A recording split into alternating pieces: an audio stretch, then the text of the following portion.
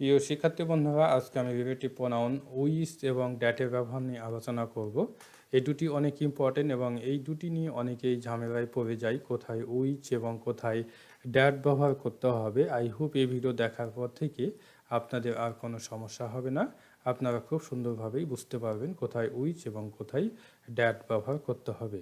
তার আগে আপনাদেরকে defining and non defining relative প্রোনাউনের মধ্যে যে পার্থক্য রয়েছে সেটি একটু বুঝিয়ে দিই। তো দেখেন, প্রথমেই আমি ডিফাইনিং রিলেটিভ প্রোনাউন অর্থাৎ এটির ডেফিনেশন হচ্ছে একাধিক বস্তু বা প্রাণীর মধ্য থেকে নির্দিষ্টভাবে শনাক্ত করতে ব্যবহার করা হয়। এবং আরেকটি কথা এখানে আমি বলেছি যে উল্লেখ্য যে বস্তু বা প্রাণীর পরে কমা ব্যবহার করা হয় না, এই ক্ষেত্রে উইস অথবা ড্যাট দুইটি বসানো যায়। উদাহরণ দেখেন, উদাহরণ দিয়ে আমি ভালোভাবে বুঝিয়ে দিচ্ছি। The novel which or that you are reading has been written by Nazrul. যে উপন্যাসটি তুমি পড়ছো সেটা নজরুল কর্তৃক লেখা হয়েছে। তো দেখেন প্রিয় শিক্ষার্থী বন্ধুরা, এখানে আমি অর্থ যেটা করেছি, বাংলা অর্থ, যে উপন্যাসটি তুমি পড়ছো তার মানে বোঝানো হয়েছে সেখানে অনেক কয়টি উপন্যাসের বই রয়েছে এবং সেই উপন্যাসের বই থেকে একটি উপন্যাসের বই সে পড়ছে, তাই না? এরকমই কিন্তু বোঝানো হয়েছে, অর্থাৎ অনেকগুলোর মধ্য থেকে একটি বাছাই করে নেওয়া হয়েছে এবং সেই উপন্যাসটি পড়া হচ্ছে। তো দেখেন প্রিয় শিক্ষার্থী বন্ধুরা, আরেকটি বিষয়, এখানে নভেলের পরে কিন্তু কমা ইউজ করা হয় না, যেটি আমি এখানে বলেছি যে বস্তু বা প্রাণীর পরে কমা ব্যবহার করা হয় না। তো আমি কিন্তু কমা ইউজ করি নাই নভেলের পরে। ওকে। এবং আরেকটা কথা আমি এখানে বলেছি, দেখেন এই ক্ষেত্রে উইস অথবা ড্যাট দুইটি বসানো যায়। তো আমি কিন্তু দুটি বসিয়েছি, উইস অথবা ড্যাট বসিয়ে দিয়েছি, অর্থাৎ আপনারা দুটি বসাতে পারবেন। এরপর দেখেন নন ডিফাইনিং রিলেটিভ প্রোনাউন, একটি বস্তু বা প্রাণী শনাক্ত করার প্রয়োজন হয় না। উল্লেখ্য যে বস্তু বা প্রাণীর পরে কমা ব্যবহার করা হয়, এই ক্ষেত্রে শুধু উইস বসানো যায়, অর্থাৎ এখানে ড্যাট কিন্তু বসানো যাবে না। নন ডিফাইনিং রিলেটিভ প্রোনাউনের ক্ষেত্রে আপনারা ড্যাট ইউজ করতে পারবেন না।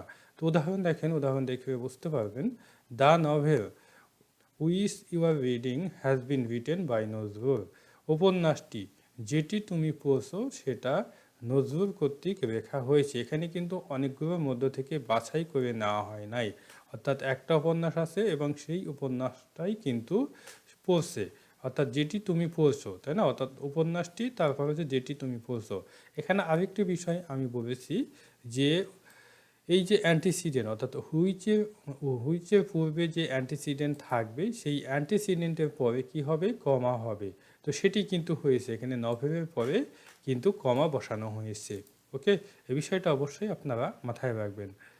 এখন দেখেন আমেরিকান এবং ব্রিটিশ ইংরেজির ক্ষেত্রে ডিফাইনিং এবং নন ডিফাইনিং রিলেটিভ প্রোনাউন হিসেবে ড্যাট এবং উইসের ব্যবহার। দেখেন এখানে আমি বলেছি ইউএস এবং ইউকে ইংরেজিতে ড্যাট ডিফাইনিং রিলেটিভ প্রোনাউন। হ্যাঁ, ড্যাট হচ্ছে ডিফাইনিং রিলেটিভ প্রোনাউন কিসে? ইউএস এবং ইউকে, অর্থাৎ ইউনাইটেড স্টেটস এবং ইউনাইটেড কিংডম। হ্যাঁ, এই দুটি দেশে কি করা হয়? ড্যাটকে ডিফাইনিং রিলেটিভ প্রোনাউন হিসাবে ব্যবহার করা হয়। তো দেখেন এখানে উদাহরণ, the laptop that is on the table is not working. যে ল্যাপটপটি টেবিলের ওপরে আছে সেটি কাজ করছে না। তো অর্থ হবে কাজ করছে না, প্রিয় শিক্ষার্থী বন্ধুরা। তো এখানে আমি লিখে নাই, আপনারা বুঝে নিন। অর্থ হচ্ছে যে ল্যাপটপটি টেবিলের ওপরে আছে সেটি কাজ করছে না, অর্থাৎ অকেজো। হ্যাঁ, বোঝা যাচ্ছে ল্যাপটপটি অকেজো, সেটি কাজ করছে না। নেক্সট দেখেন বি নাম্বার, আমি বলেছি ইউএস এবং ইউকে ইংরেজিতে which non defining relative pronoun হিসাবে ইউজ করা হয়। ওকে, তো দেখেন এখানে আমি উদাহরণ দিয়েছি দ্য ল্যাপটপ, তারপরে কিন্তু আমি কমা ইউজ করেছি। Which is on the table is not working. Which is on the table is not working. Okay, তো এখানে কি বলেছি? ইউএস এবং ইউকে ইংরেজিতে which non defining relative pronoun হিসেবে ইউজ করা হয়, সেটি কিন্তু ইউজ করা হয়েছে, অর্থাৎ উদাহরণে সেটি বোঝানো হয়েছে।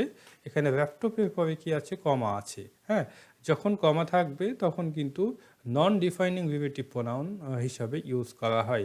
তো এখানে উইচ কিন্তু নন ডিফাইনিং রিলেটিভ প্রোনাউন হিসাবেই ইউজ করা হচ্ছে। নেক্সট দেখেন সি নাম্বার, ইউকে ইংরেজিতে উইস ডিফাইনিং এবং নন ডিফাইনিং রিলেটিভ প্রোনাউন হিসাবে ইউজ করা হয়। তো উদাহরণ দেখেন, English which is an international language helps to get a good job. Okay, অনুরূপভাবে দেখেন এটি হচ্ছে প্রথম যে উদাহরণটা আমি আলোচনা করেছিলাম যে ডিফাইনিং, তাই না? ডিফাইনিং রিলেটিভ প্রোনাউনের ক্ষেত্রে এটি প্রযোজ্য, প্রথম উদাহরণটি প্রযোজ্য ডিফাইনিং রিলেটিভ প্রোনাউনের ক্ষেত্রে, কিন্তু দ্বিতীয় যে উদাহরণ সেটি কিন্তু নন ডিফাইনিং রিলেটিভ প্রোনাউনের ক্ষেত্রে প্রযোজ্য হচ্ছে। ওকে, বিষয়টা অবশ্যই মাথায় রাখবেন, এটি অনেক ইম্পর্টেন্ট। প্রিয় শিক্ষার্থী বন্ধুরা, এখন আমি আলাদা আলাদাভাবে উইস এবং ড্যাটের ব্যবহার নিয়ে আলোচনা করব। আমি প্রথমেই উইস এর ব্যবহার নিয়ে আলোচনা করব। উইস অর্থ যা, যেটা, যেগুলো, হ্যাঁ, এই ধরনের অর্থ প্রকাশ করে থাকে। বস্তুবাচক, অব্যক্তিবাচক অথবা ইতর প্রাণী, অর্থাৎ এখানে ব্র্যাকেটের মধ্যে আমি দিয়েছি দেখেন book, pen, pencil, cow, dog, house, হ্যাঁ, এগুলোকে নির্দেশ করতে উইস অথবা ড্যাট। আমি এখানে কিন্তু ড্যাটও বলে দিয়েছি, অর্থাৎ উইসের সাথে সাথে আপনারা ড্যাটও বসাতে পারবেন, এই জন্য আমি ড্যাটও বসিয়েছি। কারণ অনেকেই কনফিউশনের মধ্যে পড়ে যেতে পারেন যে কী ব্যাপার, এখানে তো ড্যাটও বসে থাকে, তো ড্যাট এখানে কেন বসানো হয় নাই। এই জন্য আমি অবজেক্ট দিয়ে কিন্তু ড্যাটও বলেছি যে উইসও বসতে পারে অথবা ড্যাটও বসতে পারে। তো উদাহরণগুলো দেখেন, উদাহরণগুলো দেখবে আরও বিষয়গুলো কীভাবে হয়ে যাবেন। তো দেখেন প্রিয় শিক্ষার্থী বন্ধুরা, এই যে উদাহরণ আমি দিয়েছি, প্রথম যে উদাহরণ সেটা দুটি সিম্পল বাক্য দিয়েছি এবং দুটি সিম্পল বাক্য আমি উইস অথবা ড্যাট দিয়ে সংযুক্ত করেছি, অর্থাৎ উইস ড্যাট দুটি দিয়ে সংযুক্ত করা যাবে, আমি দুটি কিন্তু এখানে দিয়েছি। I have bought a pen, আমি একটি কলম, আমি একটি কলম ক্রয় করেছি, which or that is red, আমি একটি কলম ক্রয় করেছি যা লাল। ওকে, তো নেক্সট দেখেন এখানেও আমি দুটি উদাহরণ দিয়েছি, অর্থাৎ দুটি সিম্পল বাক্য দিয়েছি এবং দুটি সিম্পল বাক্যকে আমি উইস অর ড্যাট দিয়ে সংযুক্ত করেছি। I gave him the books which or that are very important, আমি তাকে বইগুলো দিয়েছিলাম যেগুলো খুব গুরুত্বপূর্ণ, তাই না? তো দেখেন প্রিয় শিক্ষার্থী বন্ধুরা, এই যে এখানে অ্যান্টিসিডেন্ট বুকস আছে এবং এটা হচ্ছে বস্তু, এবং সেই জন্যই কিন্তু এখানে উইস অর ড্যাট আমি বসিয়েছি, অর্থাৎ আপনারা উইস অথবা ড্যাট যে কোনো একটি বসাতে পারবেন, কোনো সমস্যা নাই। ওকে, নেক্সট দেখেন the dog which or that is lying here is barking, যে কুকুরটি এখানে শুয়ে আছে সেটা ঘেউ ঘেউ করছে। তো দেখেন এখানে ইতর প্রাণীবাচক বোঝানো হয় ডগ দিয়ে। তো এখানে যেহেতু ইতর প্রাণীবাচক ডগ, সেই জন্যই কিন্তু এখানে উইচ অর ড্যাট ইউজ করা হয়েছে, অর্থাৎ আপনারা উইচ অথবা ড্যাট দুটি ইউজ করতে পারবেন। ওকে, বিষয়টা অবশ্যই মাথায় রাখবেন।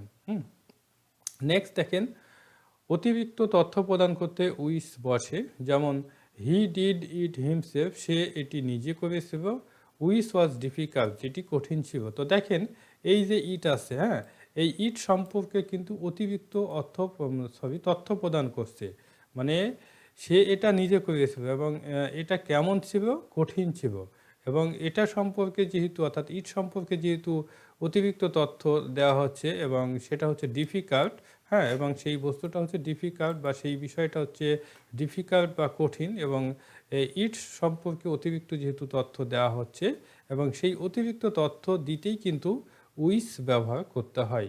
ওকে, নেক্সট দেখেন প্রেপোজিশনের অবজেক্ট হিসেবে উইস বসে, যেমন the country in which we live is Bangladesh, the country in we live in Bangladesh, যে দেশে আমরা বসবাস করি তার নাম বাংলাদেশ। ওকে, তো দেখেন এখানে দ্য কান্ট্রির পরে কিন্তু কি হয়েছে, ইন প্রেপোজিশন আছে এবং ইন প্রেপোজিশনের পরে কিন্তু উইস ব্যবহার করা হয়েছে, আমি সেটি কিন্তু বোঝাতে চেয়েছি, প্রেপোজিশনের অবজেক্ট হিসেবে উইস বসে থাকে। নেক্সট দেখেন আরেকটি উদাহরণ আমি দিয়েছি, the country which we fought is Pakistan, যে দেশের সাথে আমরা যুদ্ধ করেছিলাম তার নাম হ্যাঁ, এখানে বাংলাদেশ দেওয়া হয়েছে প্রিয় শিক্ষার্থী বন্ধুরা, এটা হবে পাকিস্তান। ওকে, এটা হবে পাকিস্তান, এখানে আমি ভুলক্রমে বাংলাদেশ দিয়েছি, যে দেশের সাথে আমরা যুদ্ধ করেছিলাম তার নাম পাকিস্তান।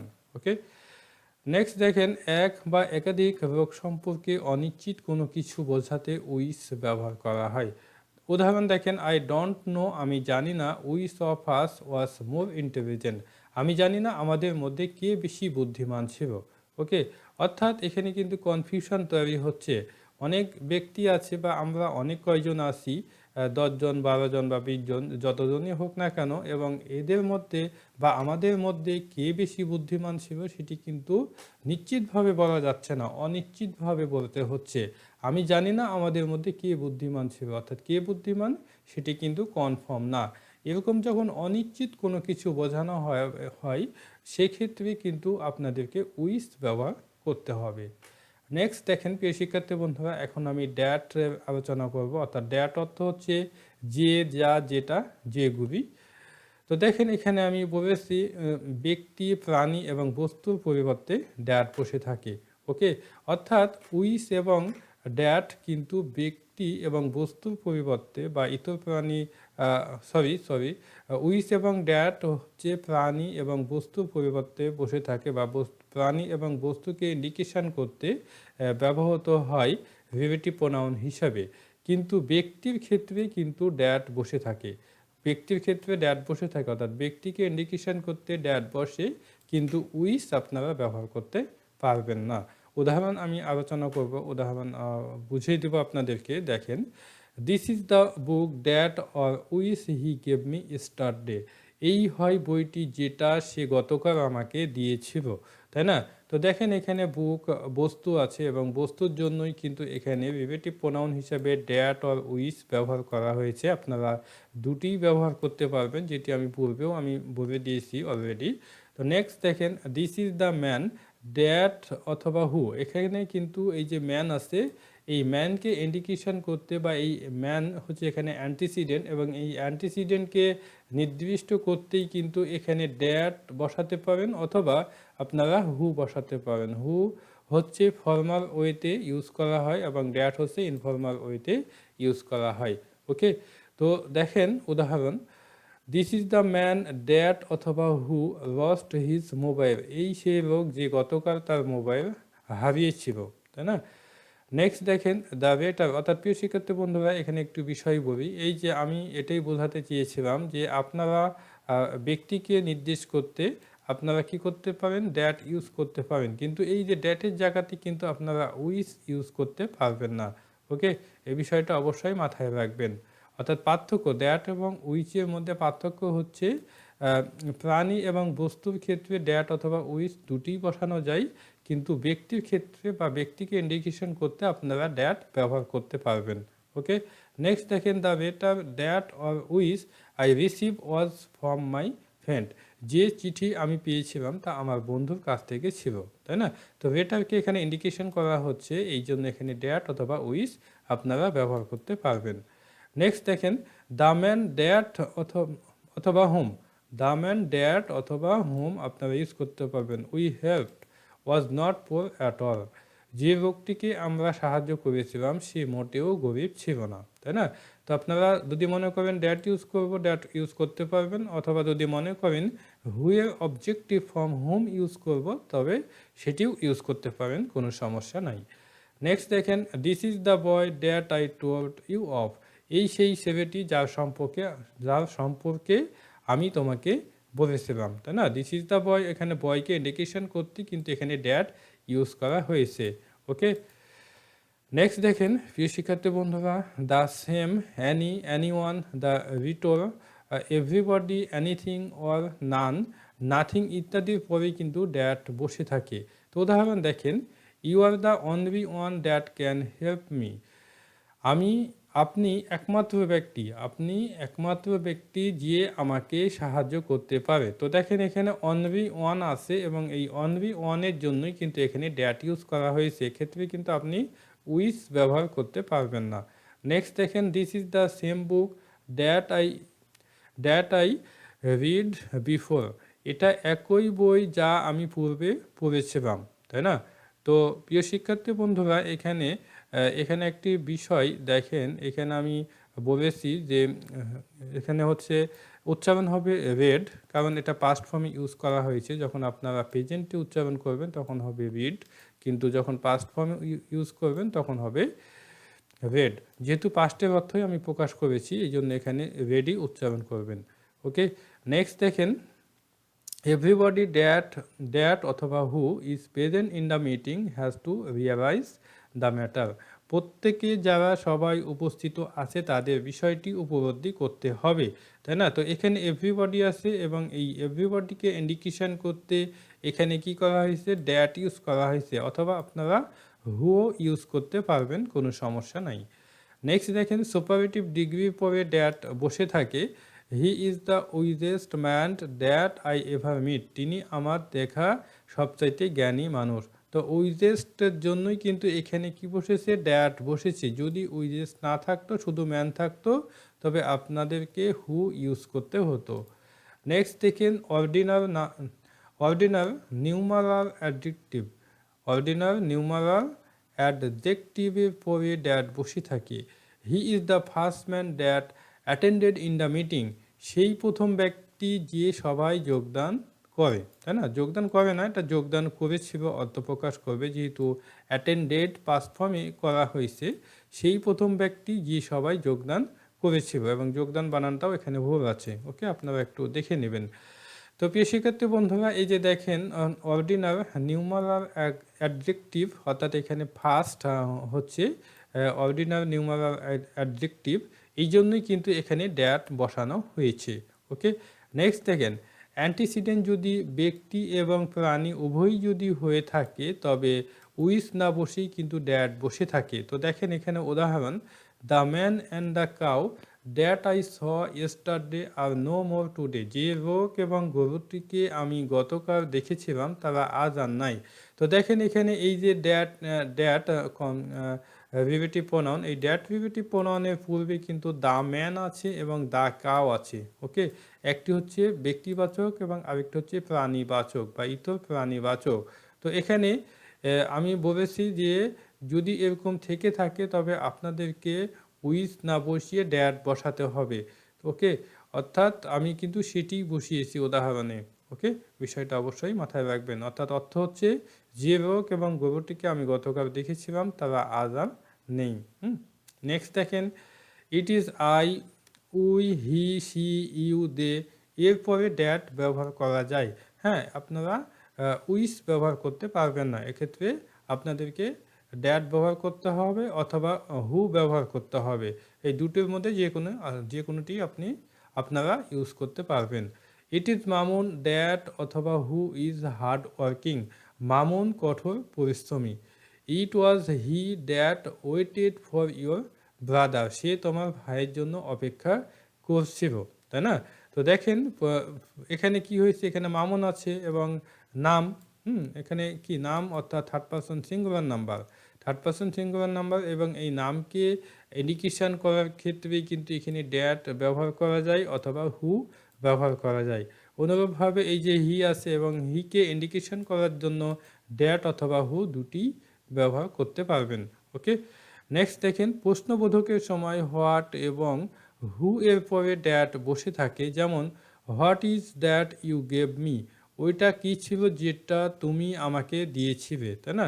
তো কি হয়েছে এখানে, এই যে হোয়াট আছে, অনুরূপভাবে দ্বিতীয় যে example, who is the boy that called you, বালকটি কে ছিল যে তোমাকে ডেকেছিল, তো তাই না? অর্থাৎ দুটি উদাহরণে, প্রথম যে উদাহরণ সেখানে হোয়াট আছে এবং হোয়াটের পরে কিন্তু দ্যাট ইউজ করা হয়েছে। অনুরূপভাবে দ্বিতীয় যে বাক্য সেখানে হু আছে এবং হুয়ের পরে কিন্তু দ্যাট ইউজ করা হয়েছে। অর্থাৎ যখন আপনারা প্রশ্ন করবেন এবং প্রশ্ন করার পরে যখন আপনাদের কোনো রিলেটিভ প্রোনাউনের প্রয়োজন হবে, সেই ক্ষেত্রে আপনাদেরকে দ্যাট ইউজ করতে হবে, আপনারা উইস ইউজ করতে পারবেন না। বিষয়টা অবশ্যই মাথায় রাখবেন। প্রিয় শিক্ষার্থী বন্ধুরা, আই হোপ আপনারা বুঝতে পেরেছেন। এরপরে যদি আপনাদের কোনো সমস্যা থাকে অবশ্যই কমেন্টের মাধ্যমে জানাবেন, আমি চেষ্টা করব আপনাদের কমেন্টের উত্তর দেওয়ার। বেস্ট অফ লাক, ভালো থাকবেন, আল্লাহ হাফিজ।